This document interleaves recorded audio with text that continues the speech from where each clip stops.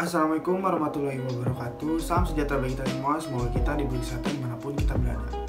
Pertama-tama perkenalkan, nama saya Muhammad Fikri. NIM saya 2892150 198. Saya dari Fakultas Ekonomi dan Bisnis, Program Studi Manajemen semester 1. Sebagai syarat penilaian ujian akhir semester, saya akan mempresentasikan tentang siklus akuntansi perusahaan jasa dari mata kuliah pengantar akuntansi dengan dosen pengampu Bapak Sukri Hamdi.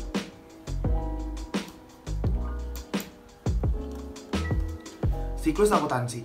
Siklus akuntansi merupakan suatu proses akuntansi sistematis dan bertahap yang dilakukan dengan tujuan untuk memproses berbagai bukti transaksi keuangan dan mengolahnya menjadi sumber laporan atau informasi akuntansi pada sebuah entitas dalam suatu periode tertentu.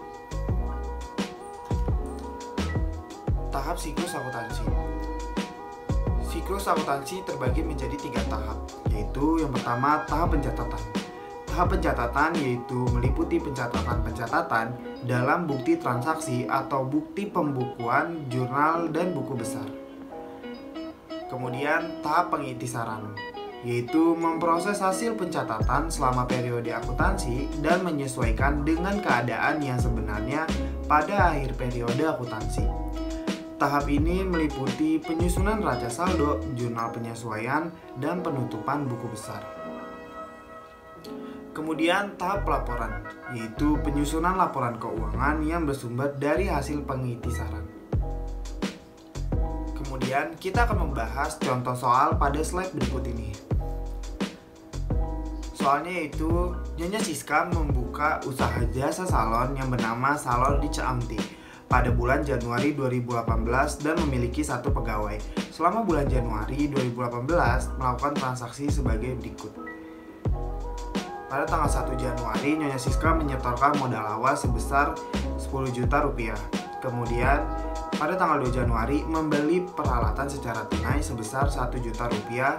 Pada tanggal 3 Januari membeli perlengkapan secara kredit sebesar 450 ribu rupiah. Kemudian pada tanggal 5 Januari menerima pendapatan jasa sebesar 700 ribu rupiah. Kemudian pada tanggal 9 Januari membayar sewa ruko bulan Januari sebesar 1.300.000 rupiah. Kemudian pada tanggal 12 Januari membayar beban utilitas sebesar 850 ribu rupiah. Kemudian pada tanggal 15 Januari menerima pendapatan jasa yang belum dilakukan sebesar 1.250.000 rupiah. Kemudian pada tanggal 17 Januari menyelesaikan jasa salon tetapi belum dibayar sebesar 500.000 rupiah. Kemudian pada tanggal 20 Januari Nyonya Siska mengambil uang salon untuk keperluan pribadi sebesar 1.100.000 rupiah. Kemudian pada tanggal 21 Januari menerima pendapatan jasa sebesar 2.500.000 rupiah. Lalu pada tanggal 22 Januari membayar beban lain-lain sebesar 900.000 rupiah. Dan pada tanggal 23 Januari membayar gaji pegawai sebesar 2.200.000 rupiah. Kemudian pada tanggal 25 Januari membayar utang usaha pada tanggal 3 sebesar 450.000 rupiah. Kemudian pada tanggal 28 Januari diterima pendapatan jasa sebesar 250.000 rupiah. Kemudian pada tanggal 29 Januari Nyonya Siska mengambil uang salon untuk keperluan pribadi sebesar 350.000 rupiah. Kemudian ada soal lagi untuk ayat jurnal penyesuaian. Yang pertama soalnya yaitu sisa bahan habis pakai per tanggal 30 Januari sebesar 200.000 rupiah. Kemudian nomor 2 yaitu pendapatan diterima tapi belum ditagih per 30 Januari sebesar 1.310.000 rupiah. Kemudian penyusutan peralatan diperkirakan sebesar 300.000 rupiah. Kemudian akrual gaji yang belum dibayar per 30 Januari sebesar 475.000 rupiah. Dan saldo pendapatan diterima di muka pada tanggal 1 Januari untuk jasa yang diberikan. Jasa yang diberikan antara tanggal 1 sampai tanggal 30 Januari hanya sebesar 1 juta rupiah. Untuk soal nomor 1 yaitu Nyonya Siska menyetorkan modal awal sebesar 10 juta rupiah. Transaksi yang terjadi yaitu kas pada modal. Kas bertambah di debit sebesar 10 juta rupiah dan kemudian modal bertambah di kredit sebesar 10 juta rupiah. Kemudian soal nomor 2 yaitu membeli peralatan secara tunai sebesar 1 juta. Transaksinya yaitu peralatan pada kas. Peralatan bertambah di debit sebesar 1 juta rupiah, kemudian kas berkurang di kredit sebesar 1 juta rupiah. Lalu soal nomor 3 yaitu membeli perlengkapan secara kredit sebesar Rp450.000. Karena secara kredit, jadi transaksi yang terlibat yaitu bahan habis pakai pada utang usaha. Kemudian soal nomor 4 yaitu menerima pendapatan jasa sebesar Rp700.000. Transaksinya yaitu kas pada pendapatan jasa. Kas bertambah di debit dan pendapatan jasa bertambah di kredit. Kemudian soal nomor 5 yaitu membayar sewa ruko bulan Januari sebesar Rp1.300.000. Transaksinya yaitu beban bertambah di debit dan kas berkurang di kredit. Kemudian nomor 6 yaitu membayar beban utilitas sebesar Rp850.000. Transaksi yang terlibat yaitu beban utilitas bertambah di debit sebesar Rp850.000 dan kemudian kas berkurang di kredit sebesar Rp850.000. Untuk nomor 7 soalnya yaitu menerima pendapatan jasa yang belum dilakukan. Akun untuk soal nomor 7 yaitu kas pada pendapatan diterima di muka, di mana kas bertambah di debit sebesar Rp1.250.000, kemudian pendapatan diterima di muka bertambah di kredit sebesar Rp1.250.000. Kemudian soal nomor 8 yaitu menyelesaikan jasa salon tetapi belum dibayar sebesar Rp500.000. Transaksinya yaitu karena belum dibayar, jadi termasuk dalam akun piutang. Jadi piutang pada pendapatan jasa. Piutang bertambah di debit sebesar Rp500.000, kemudian pendapatan jasa bertambah di kredit sebesar Rp500.000. Lalu soal nomor 9 yaitu Nyonya Siska mengambil uang salon untuk keperluan pribadi sebesar Rp1.100.000. Nomor 9 yaitu price pada kas, di mana price di debit sebesar Rp1.100.000 dan kas berkurang di kredit sebesar Rp1.100.000. Kemudian soal nomor 10 yaitu menerima pendapatan jasa sebesar Rp2.500.000. Transaksinya yaitu kas pada pendapatan jasa. Kas bertambah di debit sebesar Rp2.500.000 dan pendapatan jasa bertambah di kredit sebesar Rp2.500.000. Kemudian soal nomor 11 yaitu membayar beban lain-lain.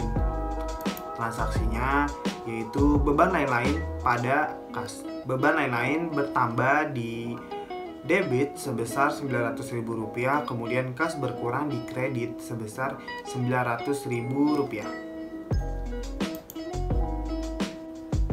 Kemudian soal nomor 12 yaitu membayar gaji pegawai sebesar Rp2.200.000.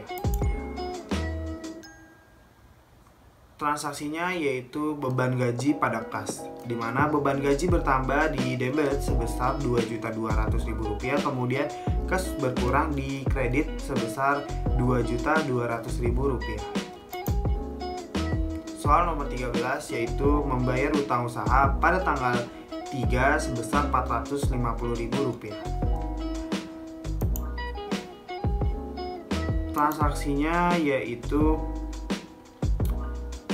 utang usaha berkurang di debit sebesar Rp450.000, kemudian kas berkurang di kredit sebesar Rp450.000. Kemudian soal nomor 14 yaitu diterima pendapatan jasa sebesar Rp250.000. Untuk soal nomor 14, transaksinya sama seperti soal nomor 10. Dan untuk soal nomor 15 itu juga sama seperti pada soal nomor 9. Setelah selesai, kita jumlahkan kolom debit dan kolom kredit. Jika hasilnya sama atau balance, berarti itu benar. Setelah membuat jurnal umum, lalu kita membuat buku besar. Buku besar dibagi menjadi beberapa tabel, di mana setiap tabel hanya untuk satu akun. Seperti pada saat ini, yaitu untuk akun kas, di mana buku besar terdapat yaitu nomor, tanggal, uraian, kode akun, debit, kredit, kemudian saldo. Kita masukkan transaksi pada tanggal berapa saja yang terdapat akun kas. Kemudian, karena akun kas bertambah di debit, jika ada nominal yang di kredit, itu dikurangkan. Seperti pada slide, pada tanggal 1, kas bertambah sebesar 10 juta. Kemudian, pada tanggal 2, kas berkurang di kredit sebesar 1 juta. Jadi, di saldonya itu dikurang 10 juta dikurang 1, jadi hasilnya 9 juta. Kemudian, terus berikutnya sampai transaksi selesai dan hasil akhirnya itu akan menjadi acuan untuk di neraca saldo sebelum penyesuaian. Sama untuk akun lainnya, sama seperti pada akun kas, kita masukkan nominalnya. Jika hanya ada satu transaksi seperti ini, cukup seperti ini saja. Pada saat ini terdapat akun piutang, akun bahan habis pakai, kemudian akun peralatan, lalu akun utang usaha, akun pendapatan diterima di muka, kemudian ada akun modal, ada akun prive, ada akun pendapatan jasa, dan akun beban sewa. Kemudian pada slide berikutnya ada akun beban utilitas, kemudian ada akun beban gaji, dan ada akun beban lain-lain. Setelah membuat tabel untuk tiap masing-masing akun dan selesai membuat buku besar, kemudian kita membuat neraca saldo sebelum penyesuaian. Dalam neraca saldo sebelum penyesuaian terdapat nomor akun, nama akun, debit, dan kredit. Untuk pengisian neraca saldo sebelum penyesuaian, kita melihat hasil akhir dari tiap-tiap akun di buku besar. Seperti kas, hasil akhirnya yaitu sebesar Rp6.550.000 dan sama untuk akun-akun lainnya. Setelah itu kita jumlahkan masing-masing tiap kolom debit dan kredit. Jika hasilnya sama berarti itu benar. Setelah membuat neraca saldo sebelum penyesuaian, kemudian kita membuat ayat jurnal penyesuaian. Untuk ayat jurnal penyesuaian, konsepnya hampir sama dengan cara pengisian pada jurnal umum. Kemudian setelah selesai semua diisi nominalnya, kemudian dijumlahkan. Apabila nominalnya sama, itu benar. Untuk soal ayat jurnal penyesuaian ada di sebelumnya. Seperti pada slide berikut ini, ayat jurnal penyesuaiannya transaksinya yaitu nomor 1, beban habis pakai pada bahan habis pakai. Kemudian soal nomor 2, piutang usaha pada pendapatan jasa. Kemudian beban penyusutan pada akumulasi penyusutan peralatan, dan beban gaji pada utang gaji, dan yang terakhir pendapatan diterima di muka pada pendapatan jasa. Kemudian setelah membuat ayat jurnal penyesuaian, kita membuat neraca lajur. Untuk neraca lajur yaitu terdapat kolom neraca saldo, kolom ayat jurnal penyesuaian, kolom neraca saldo setelah ayat jurnal penyesuaian, lalu ada kolom laba rugi, dan yang terakhir kolom laporan posisi keuangan. Untuk cara pengisiannya yaitu bertahap, dimulai dari neraca saldo sampai dengan laporan posisi keuangan. Untuk neraca saldo dan ayat jurnal penyesuaian itu bisa dilihat dari hasil yang kita kerjakan sebelumnya. Kemudian kolom neraca saldo setelah ayat jurnal penyesuaian itu diisi dengan menghitung antara neraca saldo dan kolom ayat jurnal penyesuaian. Setelah itu kita totalkan, kemudian kita mengisi kolom laporan laba rugi. Dan yang terakhir mengisi laporan posisi keuangan. Setelah membuat neraca lajur, kita membuat laporan laba rugi. Untuk menghitung laporan laba rugi, caranya yaitu pendapatan dikurang dengan beban. Pada slide berikut ini, pendapatan jasanya yaitu sebesar Rp6.260.000, kemudian bebannya ada beban sewa, beban utilitas, beban gaji, beban lain-lain, beban bahan habis pakai, kemudian beban penyusutan peralatan. Jika ditotal hasilnya sebesar Rp6.225.000, kemudian total pendapatan dikurang dengan total beban. Jadi laba atau ruginya hasilnya adalah sebesar Rp35.000. Setelah selesai membuat laporan laba rugi, kemudian kita membuat laporan perubahan ekuitas. Seperti pada slide berikut ini, yaitu setoran modal 1 Januari 2018 sebesar 10 juta rupiah. Ditambah laba bersih bulan Januari 2018 sebesar Rp35.000. Nah, Rp35.000-nya itu adalah hasil dari perhitungan laporan laba rugi. Kemudian adjustment dikurangi dengan price. Kemudian laba bersih dikurangi price dan hasilnya dikurangi dengan modal. Jadi hasilnya yaitu modal 30 Januari 2018 sebesar Rp8.585.000. Kemudian kita membuat laporan posisi keuangan. Terdapat harta lancar, kemudian harta tetap, lalu ada liabilitas dan ekuitas. Yang pertama ada aset lancar. Aset lancar terdapat kas, piutang usaha, dan bahan habis pakai. Kemudian kita totalkan. Dan kemudian aset tetap ada peralatan, kemudian akumulasi penyusutan peralatan.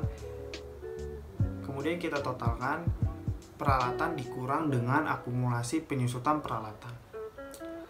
Lalu ada liabilitas. Liabilitas ada utang usaha, utang gaji, dan pendapatan diterima di muka. Kemudian ketiga itu kita totalkan juga. Lalu ada modal sebesar 10 juta rupiah. Setelah itu kita hitung total aset, yaitu cara menghitungnya menghitung dari total aset lancar dan total aset tetap. Rp8.610.000 kemudian ditambah dengan Rp700.000, jadi hasilnya adalah Rp9.310.000. Kemudian kita menghitung total liabilitas ditambah ekuitas. Total liabilitasnya yaitu sebesar Rp725.000. Kemudian total ekuitasnya sebesar Rp10 juta. Jadi hasilnya adalah Rp10.725.000. Itu saja yang bisa saya sampaikan. Mohon maaf apabila saya masih banyak kesalahan dalam penyampaian. Saya akhiri. Wassalamualaikum warahmatullahi wabarakatuh.